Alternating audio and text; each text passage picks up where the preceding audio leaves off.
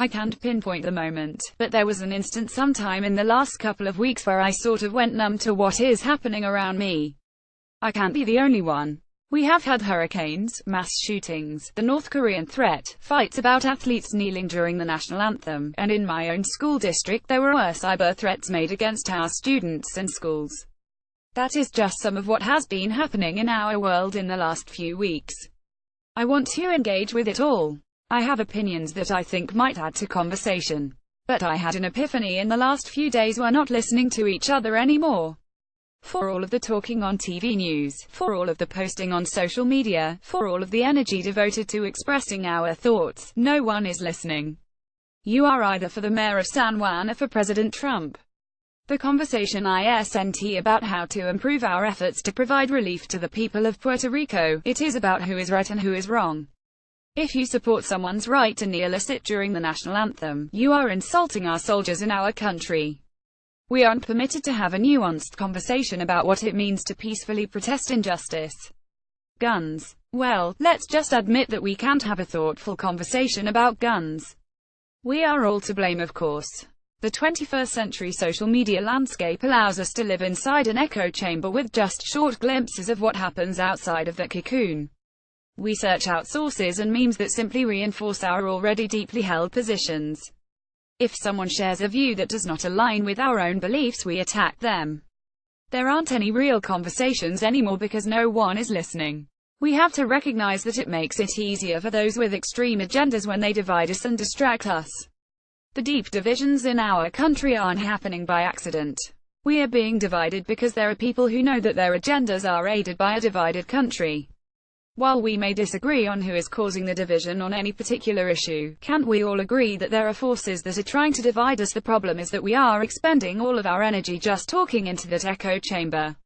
We are being distracted from challenges that we can solve by fighting over things that we can't change.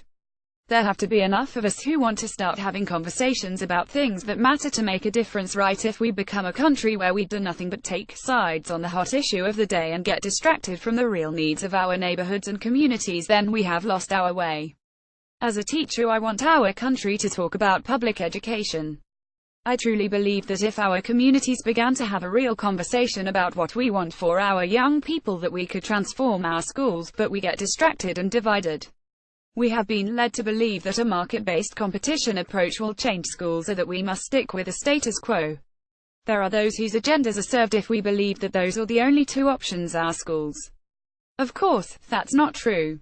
What if we could find some things we all agree on? What if all agreed that what works in Grand Island, Nebraska might not work in Flint, Michigan? What if we all agreed that we want our young people to have more authentic learning experiences? What if we all agreed that standardized tests weren't the only way to measure success for our students? What if we really did something to make sure there was a great teacher in every classroom? What if we committed to providing students with more unique learning opportunities in their schools? The arts, industrial technology, family and consumer sciences, world languages, the list goes on and on. Isn't that a conversation we could have if we can agree on some of those things? The next step is to figure out how to create change, but nothing will happen if we don't listen to each other.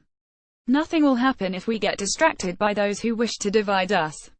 I don't want to hear that now is not the time to have this conversation. We have to have this conversation now because it is important and it is achievable. I am weary. I am guessing many of you are weary as well. We wake up each day being bombarded with news that puts us on edge. We have to focus on the things we can control. We have to stop being distracted and change the narrative from the things that divide us to the aspirations we all have for our communities. My issue is public education. I encourage you to find your issue and start a conversation, but most importantly, let's all start to listen to each other. Download. Do you have information you want to share with HuffPost? Here's how.